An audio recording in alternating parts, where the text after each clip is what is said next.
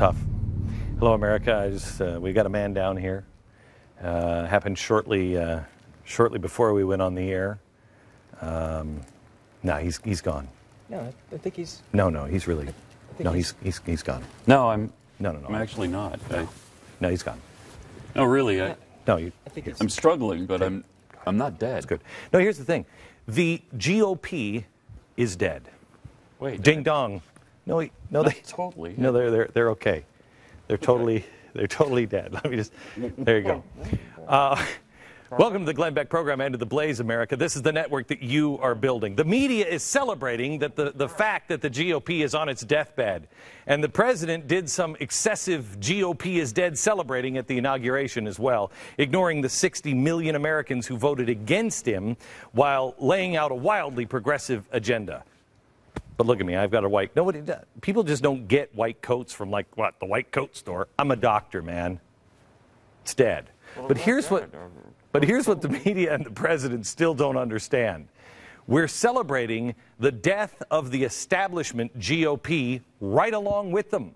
Yeah, I've got a cake and hats and like party streamers and everything today because they're dead. I felt that. Thank you. Yeah. They are refusing to confront the cancer within the party. Like some cake? We had this made for us. Death of the GOP. I want some. We're happy that they're dead. Progressive light Republicans who care about winning more than really anything else. Not leading America in the right direction. They cave to political correctness rather than sticking to principles. The principles are lost.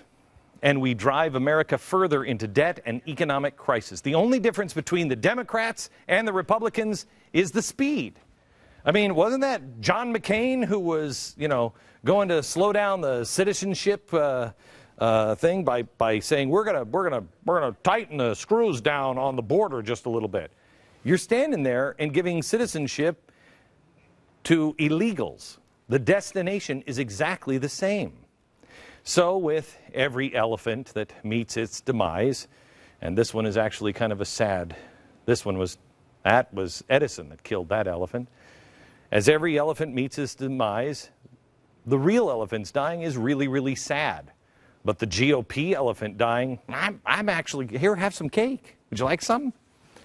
We celebrate as well, President Obama. We celebrate right along with you.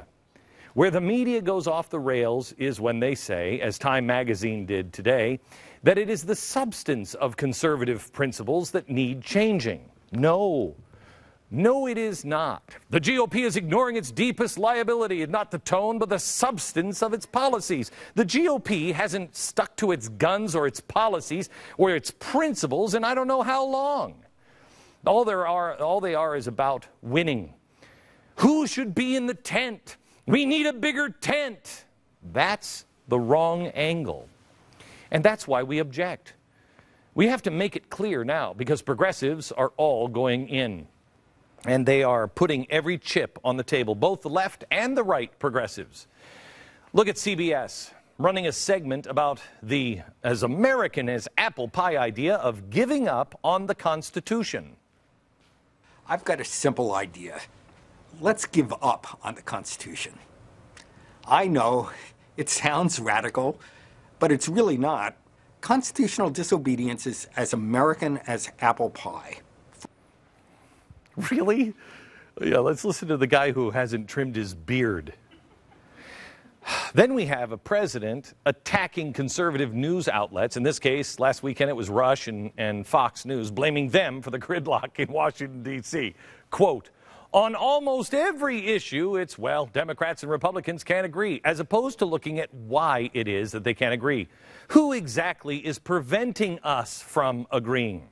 One of the biggest factors is going to be how the media shapes debates. If a Republican member of Congress is not punished on Fox News or by Rush Limbaugh for working with a Democrat on a bill of common interest, then you'll see more of them doing it.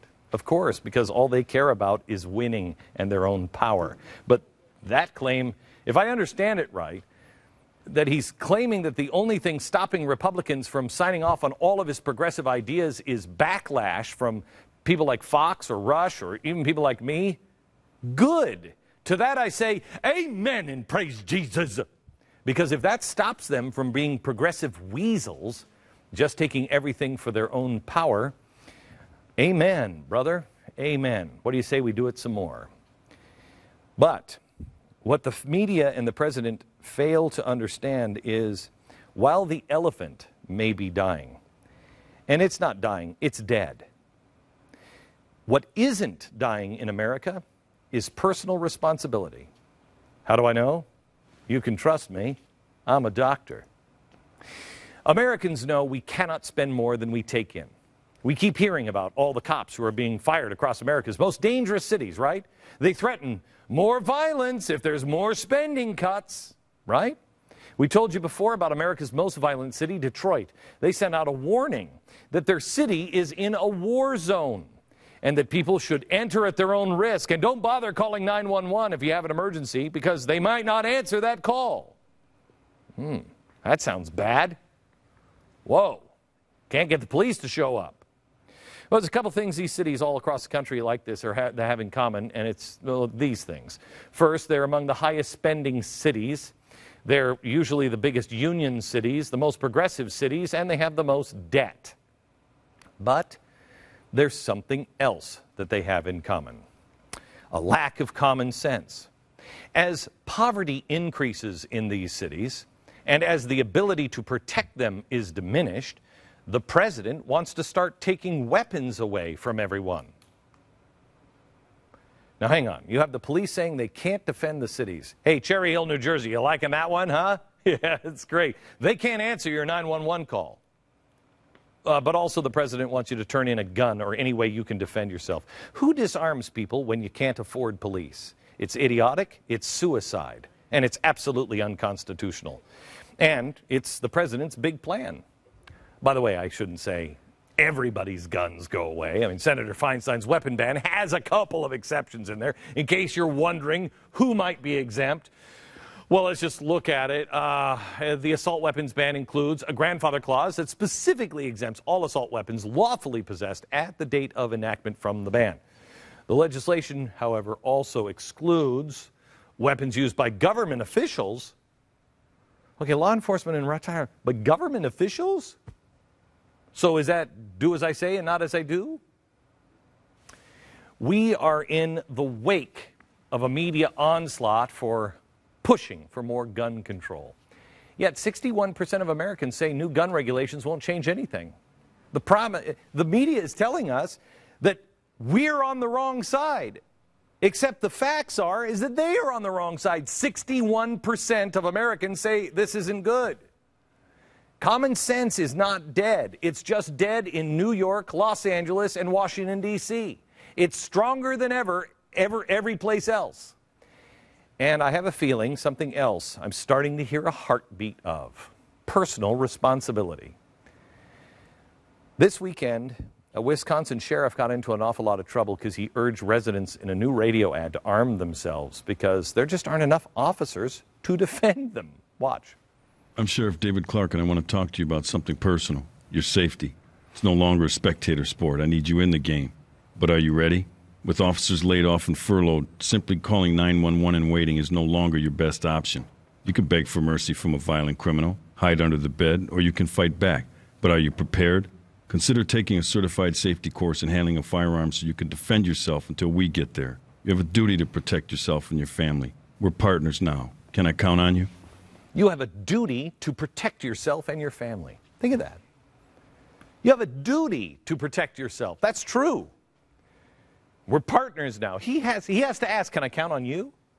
We used to be the other way around. Sheriff, can I count on you? He got a ton of heat from the typical leftist organizations after this ad, claiming that he wants to start a Dirty Harry-style Old West. You know what? If the cops aren't showing up, man, I've got a duty and a responsibility and a right to protect myself. I'm telling you, I've said this before, make friends with your local sheriff. Your sheriff, donate to your local sheriff. Help your local sheriff. Your sheriffs are your best friends in this fight. The sheriff went on CNN this morning and defended his ad. Watch this. There are certain situations, and I think most people get that, where 911 is going to be of no use. For instance, once the wolf is at the door, once the intruder is inside your home, once you're on the street and someone sticks a gun in your face to take your car or your wallet, you don't have the option of calling 911. And in those situations, there are certain things that you could do to protect yourself. Yeah, you hear how he backed down? Oh no, that's right, he didn't. Because he's a spine. And I know, because I'm a doctor. He didn't cave at the first sign of political correctness, first sign of media pressure. People are waking up, and more people need to wake up that they are the first responders. And here's the great news. The people who are waking up are waking up way before Greece woke up. In fact, Greece, they're still asleep. As people riot in the streets, the 911 calls go unanswered. They're totally left helpless in the will of the rioters. A lot of people are saying, that's not going to be me. Dozens of sheriffs around the country are making sure that people understand that even if gun laws are passed, they will not enforce them, affirming their oath to support the Constitution, specifically the Second Amendment. Out of the 33 county sheriffs in New Mexico, 28 are taking the oath. 28 of 29 in Utah sent a letter to Obama saying they're not going to enforce any new gun laws they believe are unconstitutional.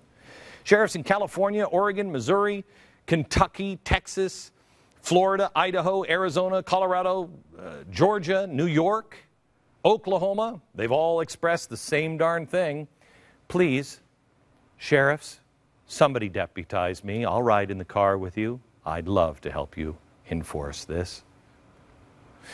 People are viewing reality through a lens of common sense everywhere except in the hallowed halls of Congress, in the DNC, in the RNC, in the White House, and in the hallways of the media.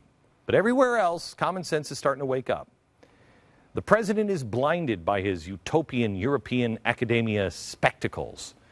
The correct course is clearly obvious. Not enough police. Make sure people can defend themselves. And if the GOP were alive and knew what they stood for, they'd be on that bandwagon and they would be with 61% of the American people. But the GOP isn't doing that, really.